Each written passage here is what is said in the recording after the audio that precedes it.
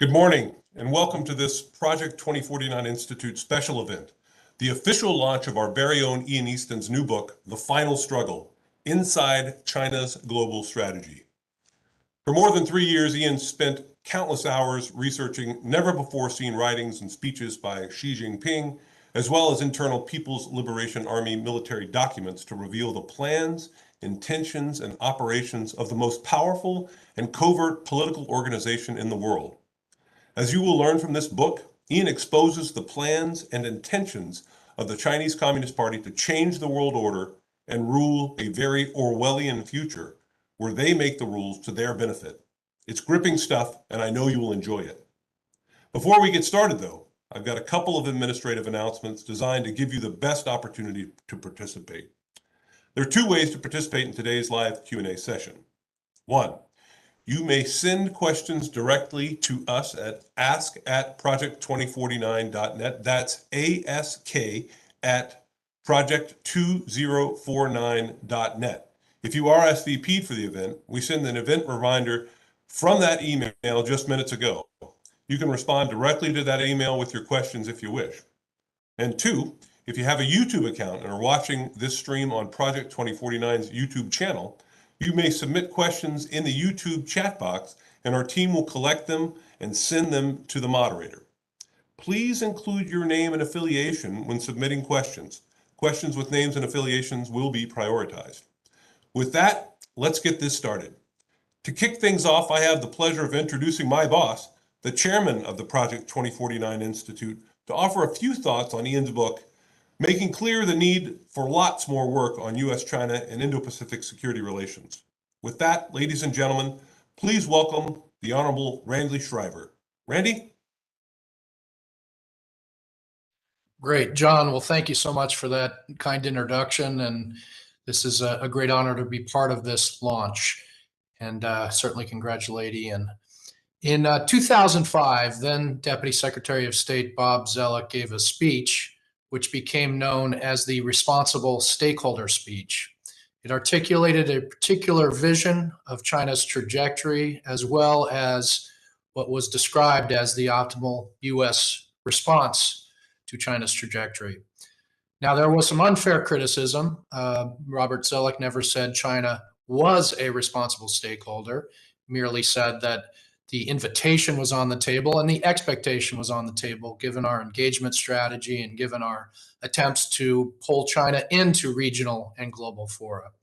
And there were some parts of the speech which if you reread it, as I did yesterday, that would stand the test of time, including some very bold statements. He concludes the speech by saying, obviously, we want to cooperate with the China today, even as we work for the democratic China of tomorrow. Now, some of that language has left our policy pronouncements in the modern time. We don't even talk about a future democratic China anymore. But really, the speech was fundamentally flawed. And he makes specific articulation of assumptions about China and the differences of the Cold War era. He said, quote, China does not seek to spread radical anti-American ideology. China, while not democratic, does not see itself in a conflict against democracy around the globe. He says, while at times mercantilist, it does not see itself in a struggle with capitalism. And most importantly, China does not believe that its future depends on overturning the fundamental order of the international system. Very few people challenged those assumptions in 2005.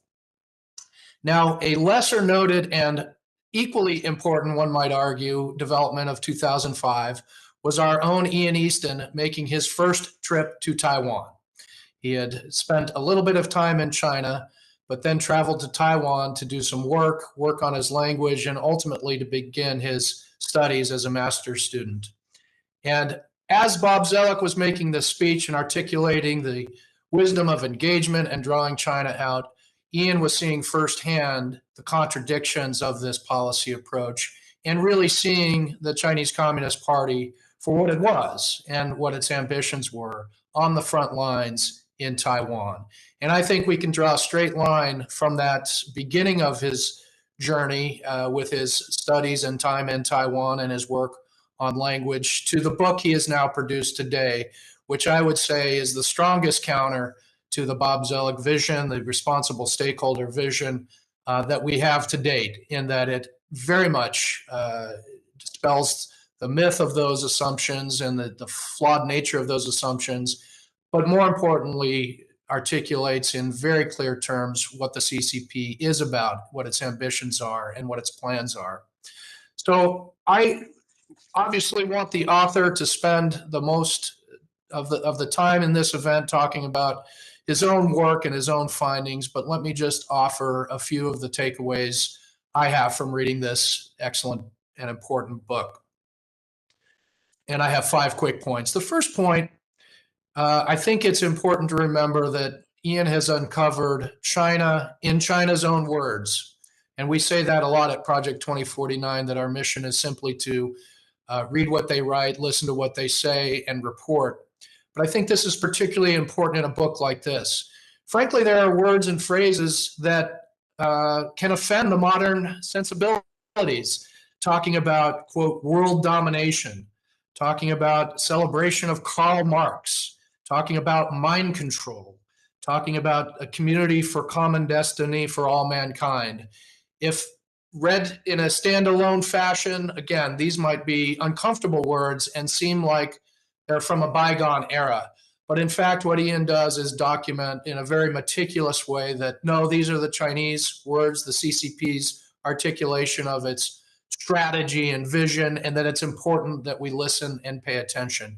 So again, point number 1, China in China's own words.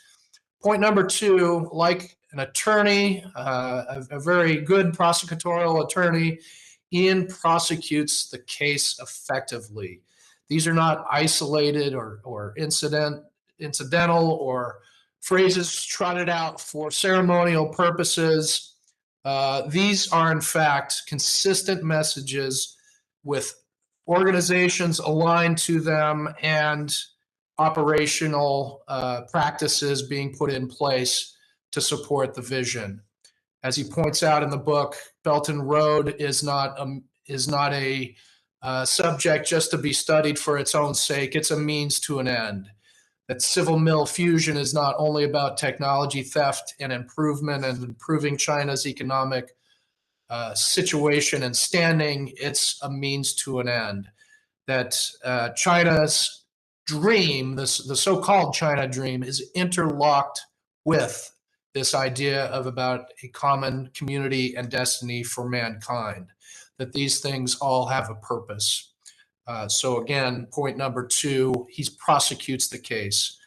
Point number 3, I think he makes an important argument that there's a debate going on right now. Is this really a function of the CCP, or is this Xi Jinping? There's an argument out there. I read another article just this morning that the problem is not the CCP, it's Xi Jinping. Well, I think Ian strongly makes the case it's not the CCP or Xi Jinping, it's the CCP and Xi Jinping. He goes through in great detail the history of the CCP and, in fact, its founding, which created a culture that's deeply embedded of fear, mistrust, of deceit, and one that is very aware of the consequence of losing power and being out of power, and therefore determined at all cost to hold power. The same in many instances is true of Xi Jinping.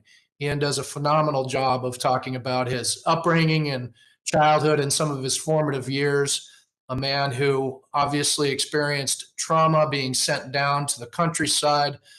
Somebody who, as a 17-year-old boy, was actually denounced in public, included in the crowd his own mother, a Communist Party member who put her own party loyalty over the well-being of her son.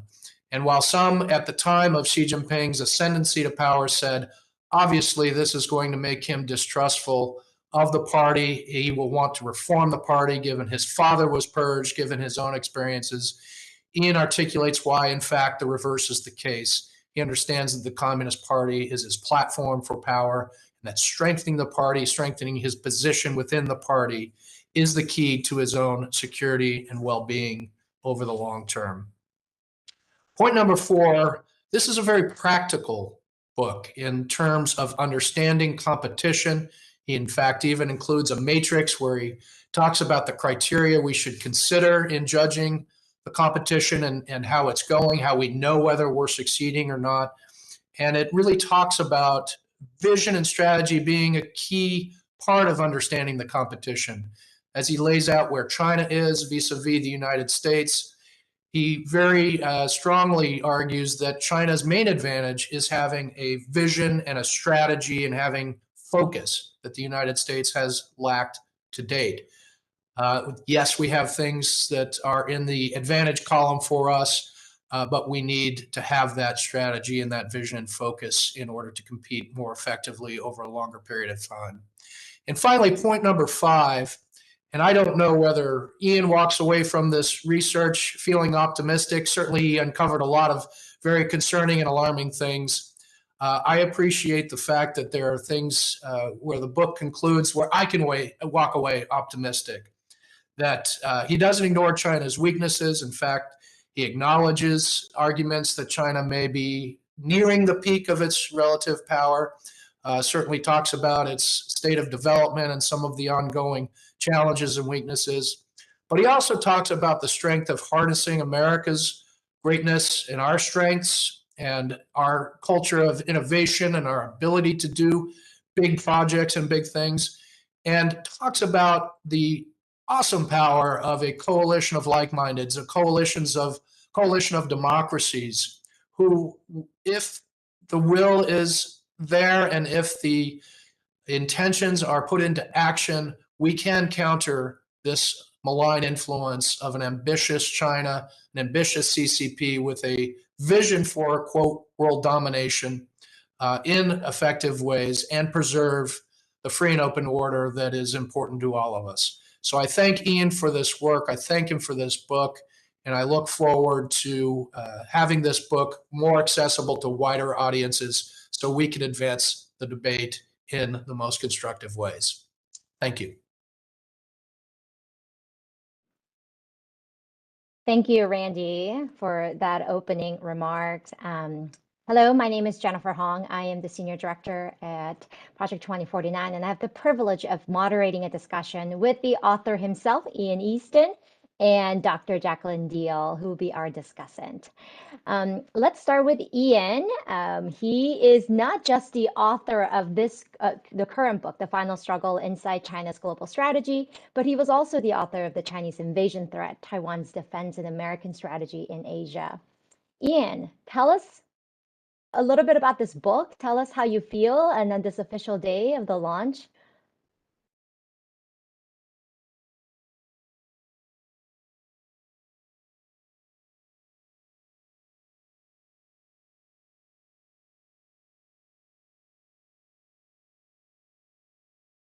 Ian, I think we are not hearing you right now.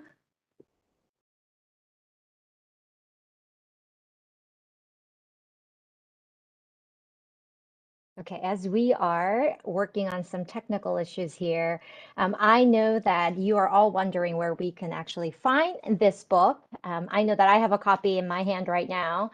We can buy this book at the Camphor Press or Amazon.com, and I have my copy ready to get Ian's signature autograph, and I know that there'll be opportunities for our audience to tune into future events. So do follow us on Project 2049 and Ian on Twitter. On Project 2049 and Ian Easton on Twitter, and you'll get more information about the book and upcoming events. So I think we may be working now. Ian, can you say something so we can see if we can hear you? Yes, Jen. Hi, Perfect. Good morning. Can you hear me now? Okay, great. Yeah, we just had to switch out a new computer here. Well, first and foremost, and most important of all, I just want to say thank you so much to Randy Schriver, to John Gastright, you to Jen Hong, and to Jackie Diehl. You all made this book possible. And it is such a great honor and a privilege to be part of this team, to have benefited so much from your wisdom, your leadership, and your guidance. The book would not have happened if it weren't for you. And so to have this opportunity to launch the book together, for me, it's the thrill of a lifetime. So thank you so much. I know how busy you guys are. I know how many important things you're working on, and that you made the time to be here. I'm just deeply honored. And I'd also like to thank the research team here at the Project 2049 Institute, to our leader, Mark Stokes, our executive director, to my colleagues and dear friends, Colby Furland and Eric Lee, and the entire team here. It really was a team effort. The book benefited so much from the research of so many others, and really appreciate everybody helping me make this book what it was able to become. And of course, I'd like to thank the publishers as well, at Camphor Press and Eastbridge Books, and especially Michael Cannings and John Ross. Um, Again, it really was a collaborative effort, and it's just been such a great privilege and a great pleasure to work on it and to be with all of you guys today. So thank you so much, and again, good morning. Thank you, Ian. I am going to use the moderator's privilege here and ask you some questions, if that's okay. What drew you to this book? I mean, to this topic? You know, I was thinking about that. I think it started in 2018, because in 2018 there were a couple documents that came out. Well, first in December of 2017, the new national security strategy, and then the national defense strategy. And there was this fantastic and rich debate here in Washington, D.C. It was clear that our approach towards the People's Republic of China was changing. It was clear that a new consensus was developing about how we felt about the Chinese Communist Party and the fundamental nature of U.S. PRC relations. And there was this great debate that went on. And it made me start to wonder. I wonder what that debate looks like in Beijing. What is their national security strategy? Do they have a strategy for long-term strategic competition?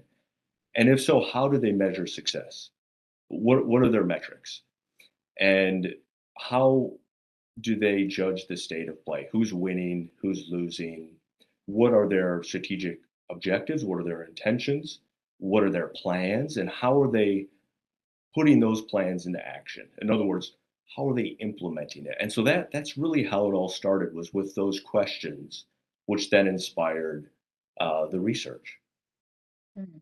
Yeah, I mean, I like how Randy put it earlier. It's China in China's own words, and that's exactly what was the basis and the foundation for your work.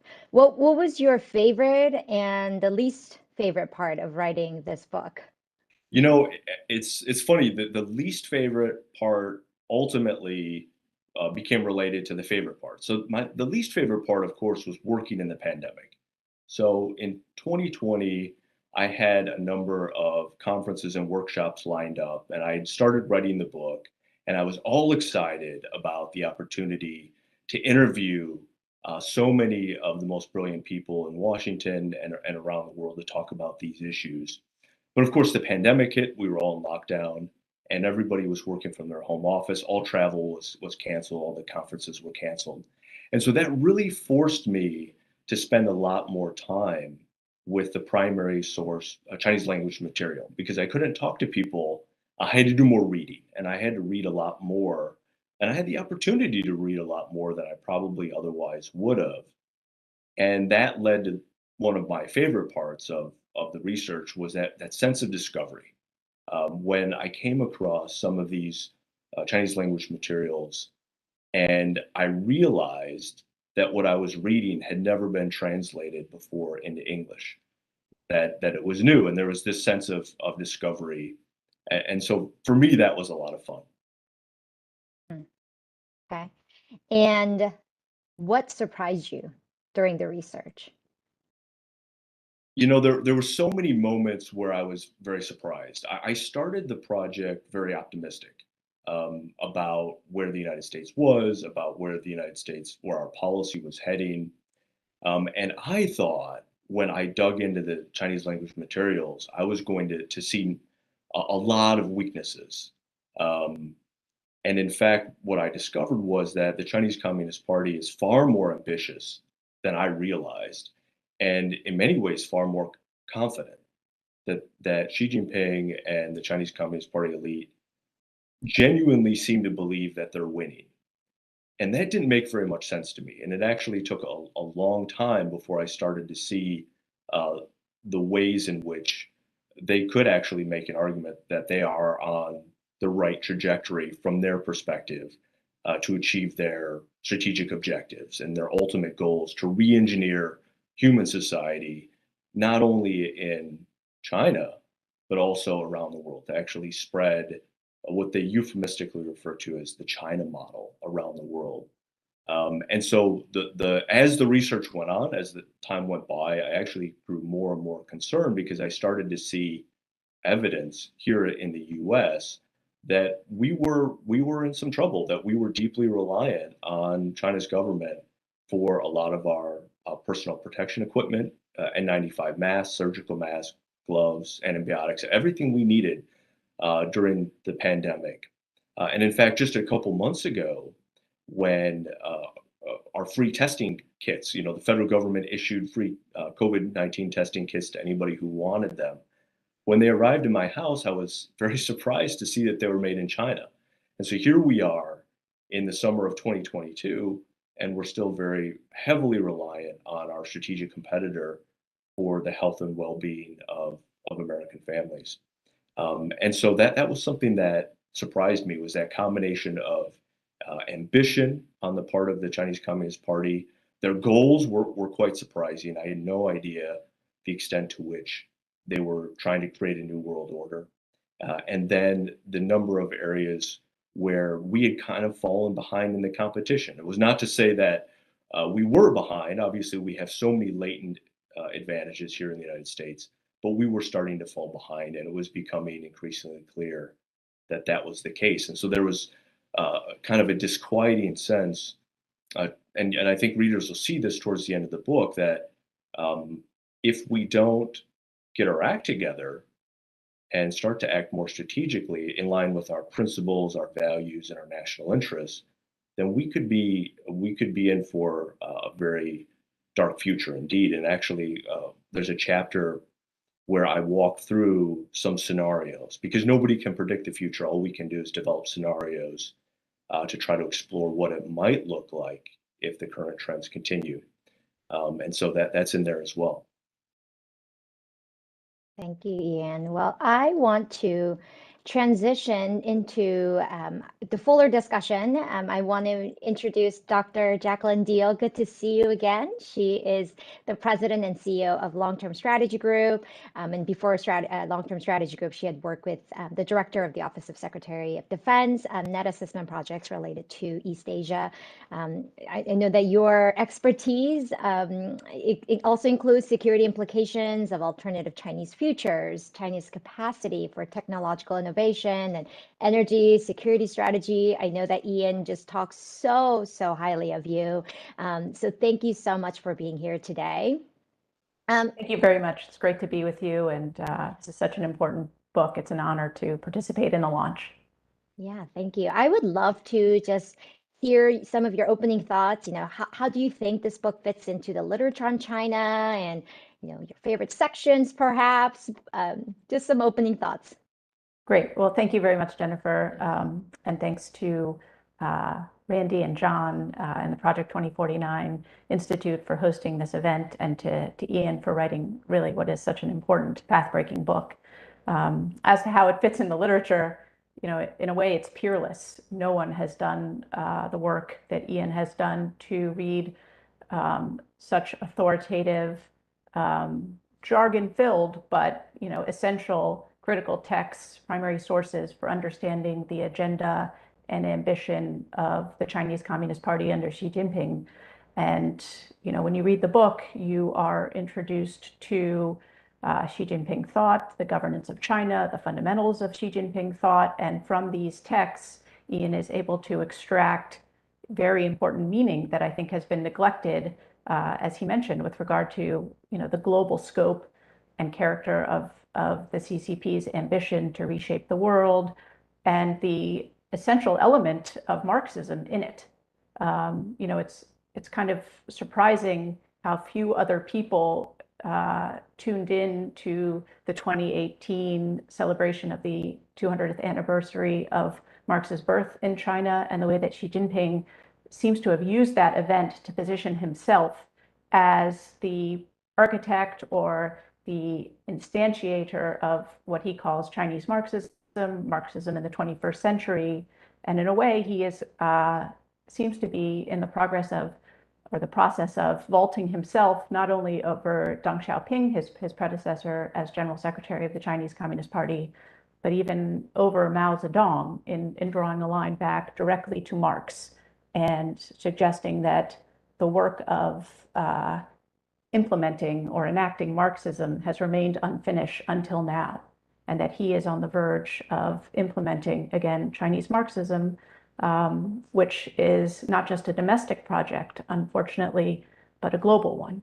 And so I think what's, unique, essential about the book is the way it highlights how we all have a stake in this. This is, a very threatening prospect for every country in the world that values its sovereignty, the rights of national self-determination. What we're up against is a threat to those very bedrock principles.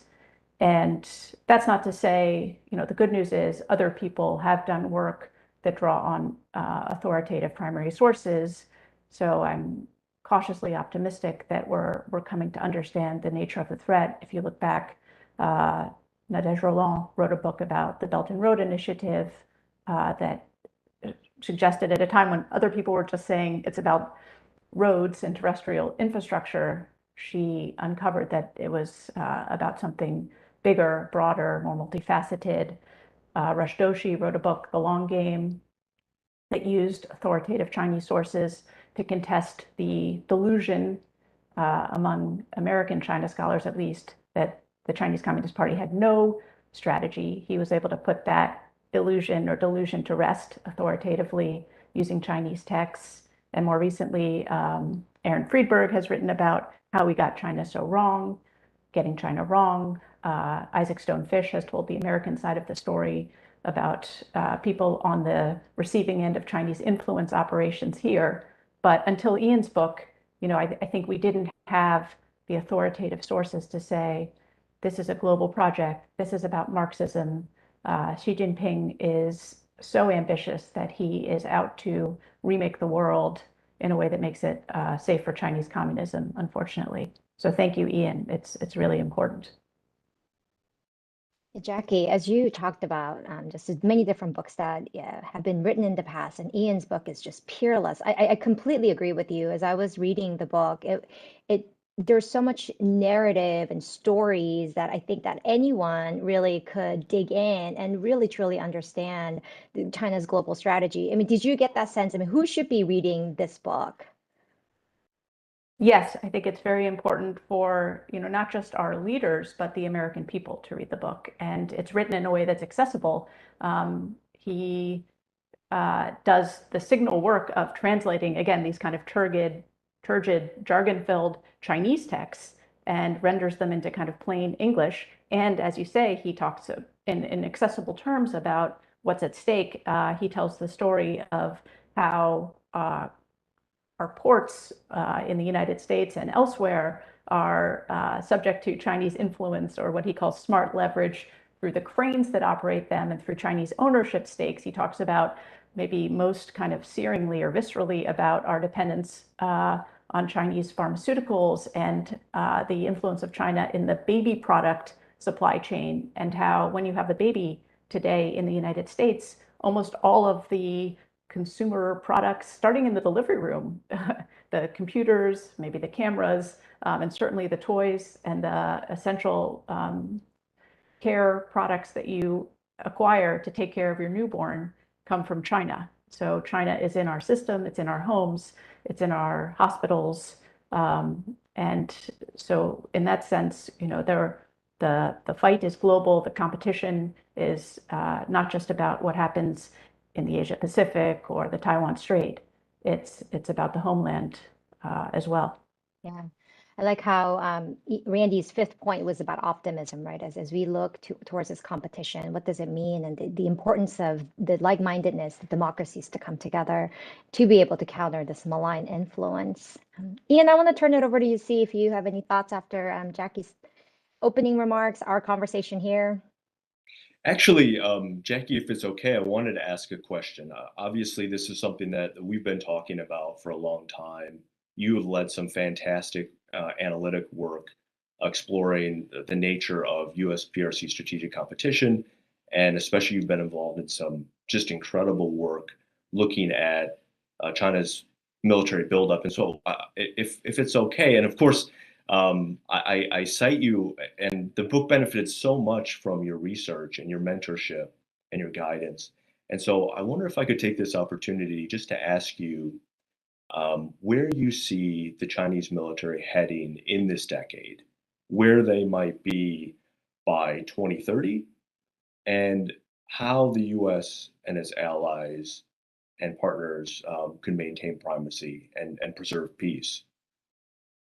Well, thank you, Ian. Of course, the mentorship goes both ways, but I think that's a very important question. And unfortunately, in terms of the trends that we're seeing, it's possible that by the end of this decade, estimated in dollar terms, the value of what the PLA is acquiring each year may exceed the value of the new weapons and systems, the kit that the US military is acquiring.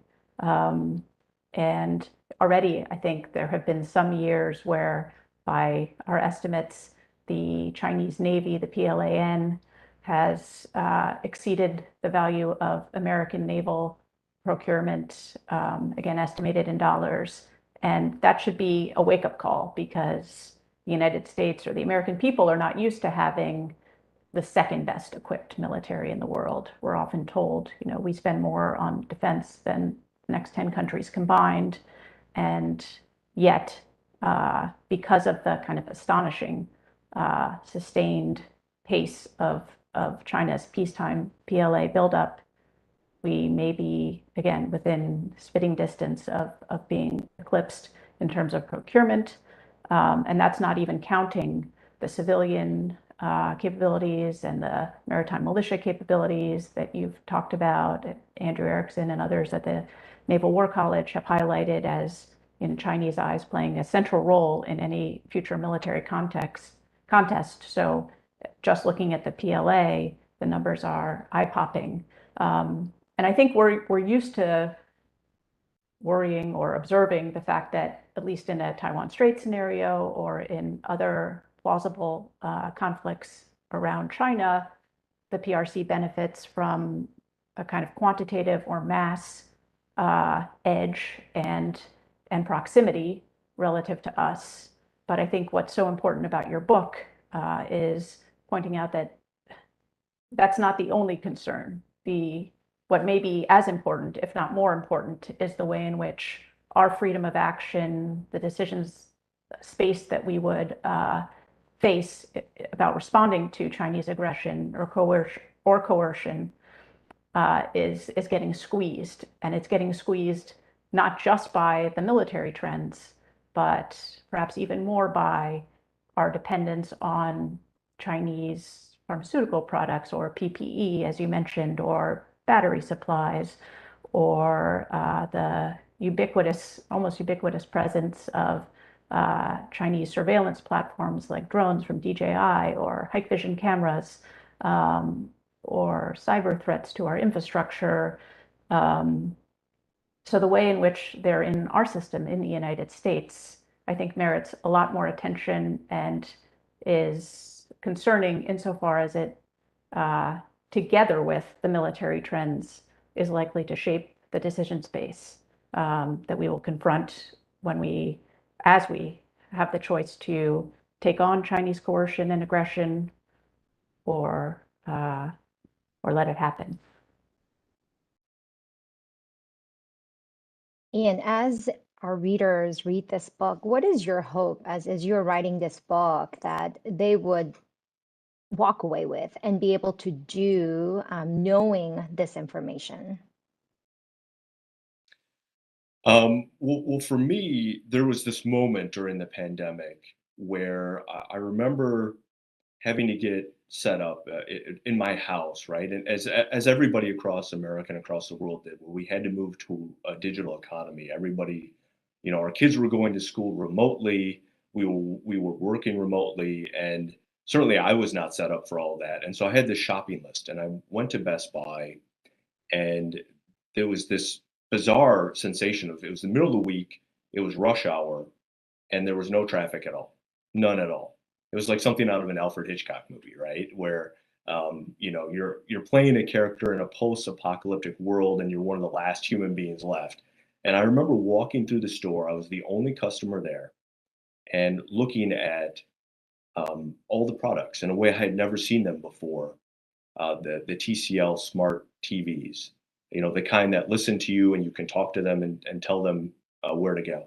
The Lenovo desktops and laptops, the Hikvision, the DJI drones, the GE appliances. Of course, GE is now owned by a Chinese state-owned enterprise, Haier.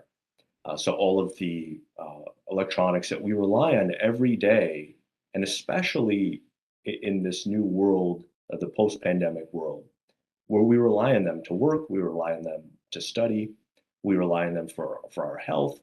And not only are they made in China, because maybe that's okay, but they're all made by Chinese state-owned enterprises and by companies who the Department of Homeland Security and the Department of Defense have named and actually put on blacklists and said that these companies, these products represent a threat to national security, and so they can't be plugged into any sensitive computer systems. And I remember looking at the price difference and how I had a decision to make, right?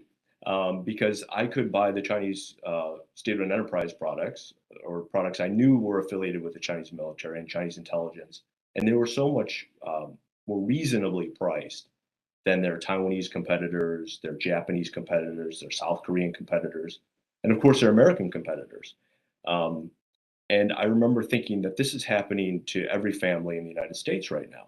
And this is happening every day. This is happening to our fire departments, our police departments, our hospitals, our clinics, our offices, state and local governments, that everybody is having to make these choices. Do you want to plug in to an authoritarian system, or even a totalitarian system? Or do you want to spend a lot more money to protect your personal and private data and your information, and avoid being in a situation where you can be micro-targeted or manipulated? And so one of my hopes at the end of this research project, and one of my strong beliefs, is that made in America matters, and made in fellow democracies and partner nation matters a great deal. That if we continue to rely on our strategic rival for all of our supplies and also for market access, so for our own financial future, then we're going to be in big trouble.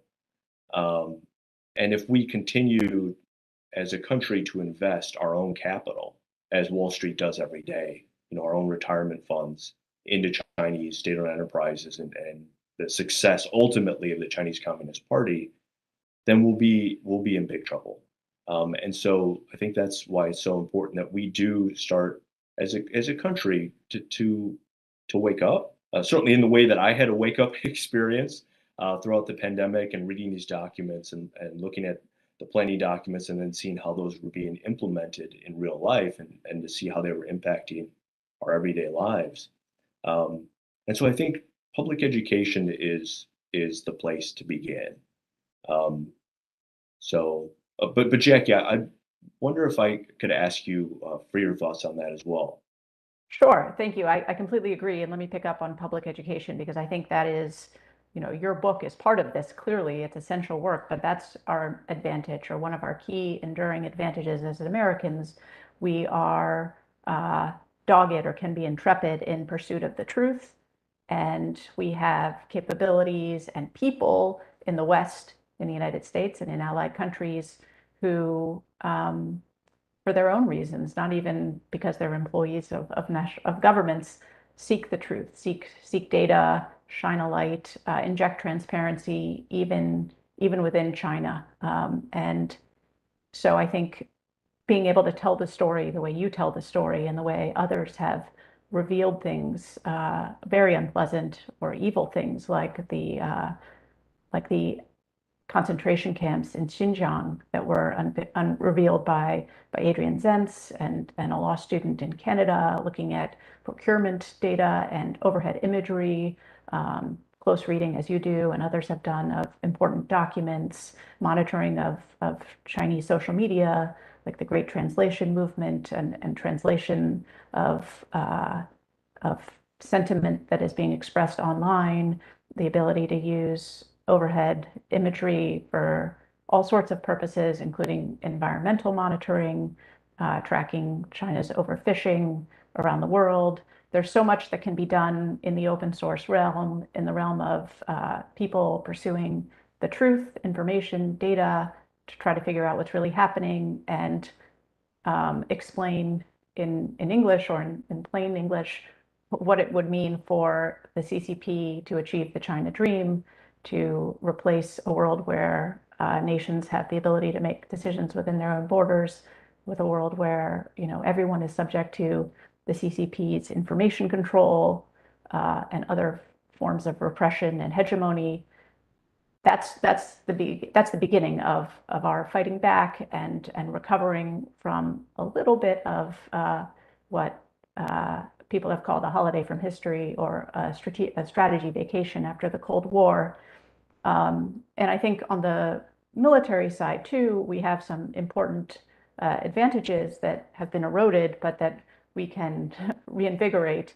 I think we still have an advantage in the kind of long-range strike competition, even as the Chinese work on building more carriers and a bomber program. We still have more bases around the PRC than they have near the United States. We have, I think, we've retained advantages in space, notwithstanding, again, tremendous, very rapid Chinese expansion in space capabilities. So this is not to say that it's a foregone conclusion that we're going to retain all these advantages, but we have a strong base to build on. We also have the tremendous advantage of our people, including our military, but our enlisted forces and our officers who have been at war for the better part of 2 decades, or were at war for 2 decades, and have a lot of experience. And that's something that I think the PLA, to some extent, looks at and can only envy. And on the civilian side, I think a hopeful note is that people are waking up, thanks in part to your work and to the other books I mentioned and studies that have been released recently by good people like Isaac Carden from the Naval War College on China's investments in peers over the world, the good work of the people in Australia from ASPI and Merix in Germany. People are shining a light on what the CCP is up to.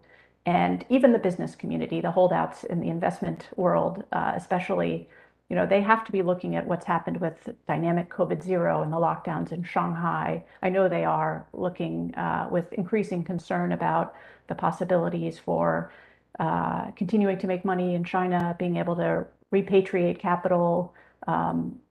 The behavior of the CCP and Xi Jinping himself over the last few months has sent a kind of clear warning sign to the world about the character of the regime and what it's capable of, and how ruthless it can be. And so I think in a way, the work of waking people up is partly being done by Xi Jinping himself. Thank you. I'm actually going to transition to our Q&As from our audience, and then I promise I will come back to both of you to give your final thoughts before we wrap up this event. So I'm going to start with Paul Giara, who's the President of Global Strategies and Transformation. To what extent do Chinese strategies and success depend upon American complacence, going along, quote unquote, with China's actions, accepting what seem to be economic advantages in the bilateral relationship, and avoiding expensive and challenging military responses in order to go along to get along, end quote and end quote? Ian, Well, take it away. first of all, Paul is a dear friend and an old mentor. So Paul, thank you so much for joining. It's such a good question. My view is that the success of the Chinese Communist Party depends to to a significant degree. In fact, it relies on our complacency. That it relies on countries that are very dynamic and very innovative, sharing our capital, our managerial know-how, our technology with China's government, and that has been the case, unfortunately, for the past 4 decades. And it's one of the reasons, in fact, it's probably the primary reason why the Chinese Communist Party is still in power and why they've been so successful at growing their power, is because we've helped them. And so, if we are to be successful in a long-term strategic competition, if we're to protect our fundamental values and national interests, I think we're going to have to stop that, and the complacency. Jackie, how about you? What are your thoughts? I agree, Ian, and I think the question in some ways answers itself. We have to put the CCP on the horns of a dilemma and cease or arrest the trend where they've been able to have kind of unfettered or nearly unfettered access to the best and brightest intellectual property and American markets while gunning for us. You can have access to our society and our intellectual property and technology and our people, but you can't be trying to eclipse, the world order or the rules-based order that we have defended for the last 70-odd years, or you can gun at us or gun for us and try to replace that order, but not have access. It cannot stand that our greatest competitors are benefiting from our strengths while depriving us of similar access or insight into what happens in China. So I think we're beginning to redress this. As I said, the trends are turning around. There are a lot of regulations, export control, sanctions discussions, outbound investment reviews happening on the Hill and in the administration, discussions about what happens in universities and who can have access to what and how to better vet candidates. But it's all it all remains to be seen how the execution will go. But I think there are reasons for optimism. Yeah. The next question is from Rita Cheng from Radio Free Asia. A few days ago, China issued a long statement criticizing the Biden administration's support on Taiwan in terms of the U.S. military's intervention, if it will be necessary in the future. Should President Biden re-emphasize the U.S. position during the conversation with General Secretary Xi? Well, of course, if you've ever followed anything that I've written or said, I think that the Biden administration has done a fantastic job rhetorically at supporting Taiwan, especially President Biden himself.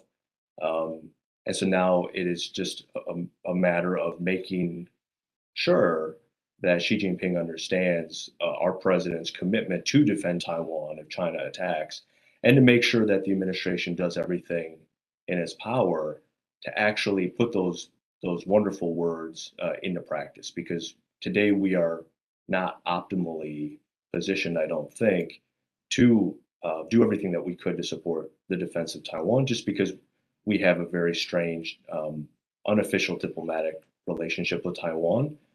And so I think there's a lot of hard work that needs to be done to make sure that deterrence does not fail and that there are not terrible misunderstandings in the future. Jackie, have And anything to I would add? just, yeah, I think in some ways, of course, it's important to have high level, principle to principle discussions, but actions, I think, speak louder than words at this point. And what's as important as what gets said in bilateral discussions or meetings is what we do and how we support Taiwan, how we live up to our commitment to support Taiwan's defense. Again, in the face of this kind of unprecedented peacetime buildup by the PLA, by the increasing pressure and threats that Taiwan is experiencing, whether it's rhetorically or in terms of aircraft flights penetrating their air defense identification zone, or deployments of ships, on the west and to the east of Taiwan on a regular, consistent basis. The line that the Taiwan Strait isn't international waters, which has recently been reported as being repeated now from Beijing.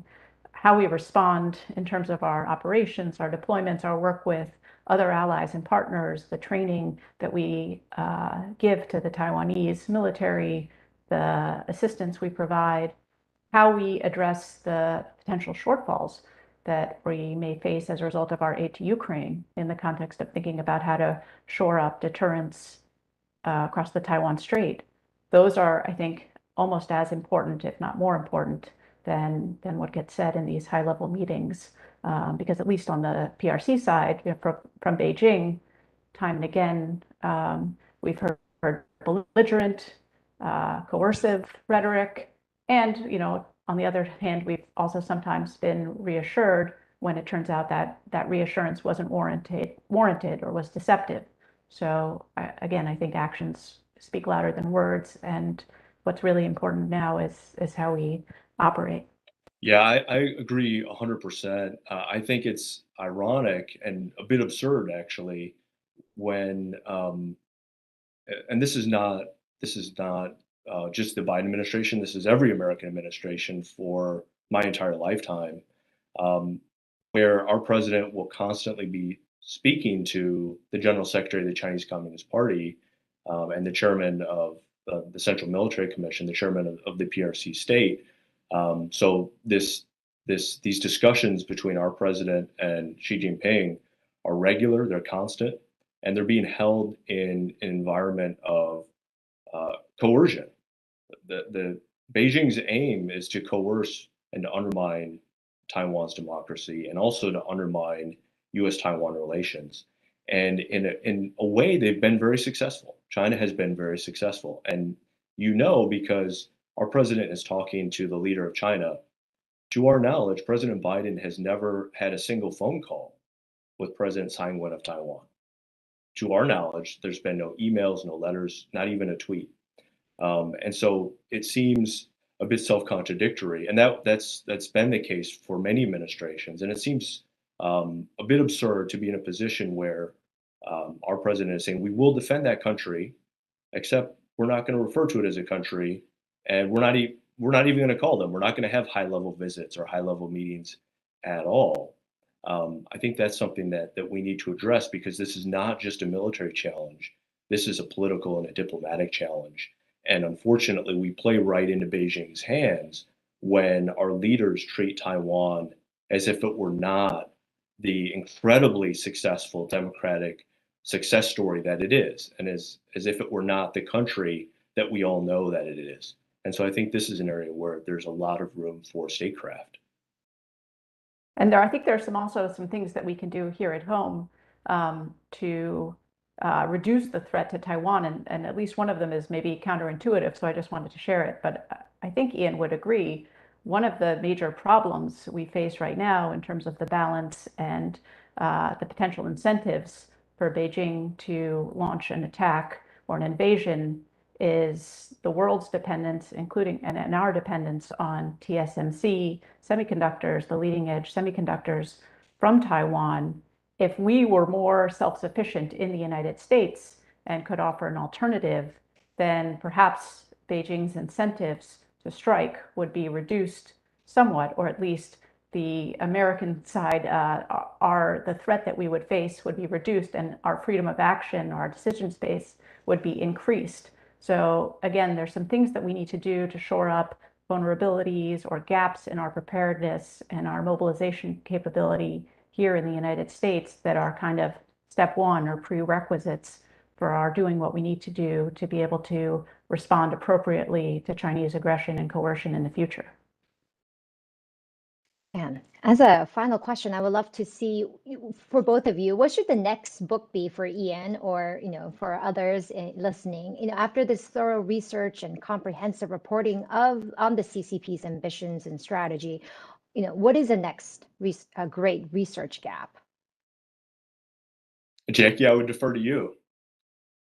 Well, I think the history of the Chinese Communist Party and its decision-making and the formative experiences that have shaped the strategy, the operational code, if you will, that we observe it following today. I think that story remains to be told and is very important in terms of our understanding what we are up against and the maybe distinctive or asymmetric characteristics of the Chinese approach to statecraft and military competition.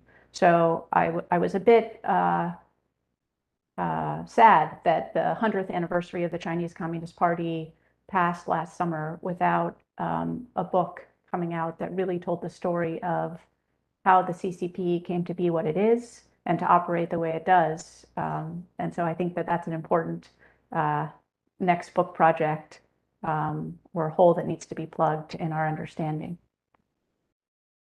Yeah, I agree in full. I think if we want to better understand where the Chinese Communist Party is heading, we have to know where they've been, right? If we want to understand their worldview and their collective or their corporate culture as an organization, we have to know what their starting point was and what they went through as an organization. And so I would love to know much more about what happened during the Chinese Civil War, right? And even from the very early days of the Chinese Communist Party, there are so many untold stories about how they seized control against all odds. And really, in the 1920s and 1930s, they were outgunned. They had several, what I refer to in the book as Pearl Harbor moments. They're moments where the Chinese Communist movement in China was almost destroyed just as it was getting on its feet. And then they were saved by some incredible espionage cases, by intelligence work, by United Front work. These are things that the Chinese Communist Party does really well. And I think as we try to understand the more visible side of power, so for example, Chinese military power, I think it's also important that we study more and we learn more about all of the things that they do in the clandestine realm, to the extent that can be explored. And I think it can be using open source materials to look at how they do things like United Front work and political warfare, to look at their campaign of coercion and how they're able to manipulate policymakers and leaders of companies and leaders of universities, for example, and media conglomerates around the world. Because there are a lot of elements to our China policy that just don't make sense. And I love Aaron Freeberg, Professor Freeberg at Princeton University, his new book, and all of the fantastic journal articles that he's been putting out on this. When you look at it, our China policy is deeply troubled, and it doesn't make a lot of sense how we could possibly have reached this point if you don't understand the political warfare and the Chinese Communist Party's ability to do that, and how we've played into it. And he tells that story very well. Isaac Stonefish tells that story in a fantastic way in his book. And so I'm very excited. I know many other scholars who are working on books right now. I'm not going to name them because I know what it's like to have that hanging over your head, and I don't want to give anybody pressure, but I have some friends that are working on books, and I can just tell you I can't wait to read them and see where this discussion goes next. Well, thank you both for being part of this conversation today.